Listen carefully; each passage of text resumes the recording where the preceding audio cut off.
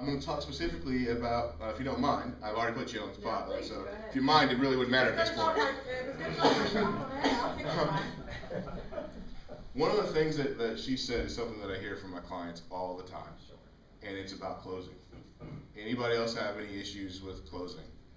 And one of the, well, it's the big one. It's the the elephant in the room. And as an entrepreneur, you're less likely to push because there's no one pushing you. There's no one saying, hey, go back there, get an answer.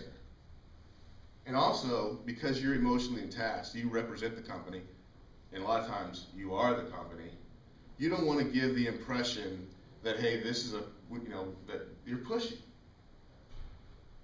One of the best techniques, and it is a technique, that I've ever come across, that if you start doing this today, I guarantee you it will cut your sales cycle significantly. And it's simply this: close when you open. So when you open, there's no pressure, right?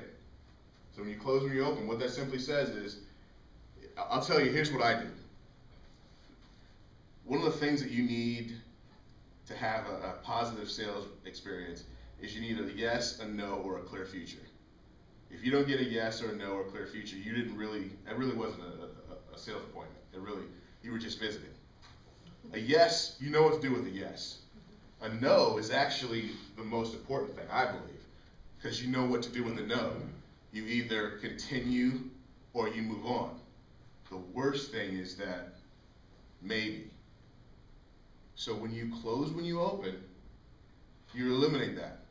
And here's what I do when I sit down with a new prospect. I just tell them, hey, look, I'm a nice guy. That's one of the character flaws that I have, as I'm a nice guy. And one of the things that, as a nice guy, people have a problem telling me no. When we're done, if you don't like what I have to offer, will you have a problem telling me no?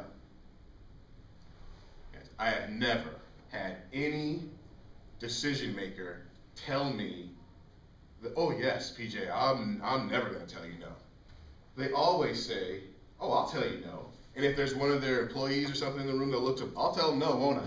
Oh, sure, he'll tell you no, no problem. So then we go through all the things that we need to go through, and it comes time, and I ask the question, so what do you want to do next? That's my close. What do you want to do next? Well, I want to think about it. Okay, wait, let me back up here for a second. When we sat down, you told me that if you didn't like it, you'd have no problem telling me no. So am I hearing right that you do like it? Yes, I like it. Okay, now that's a yes for me.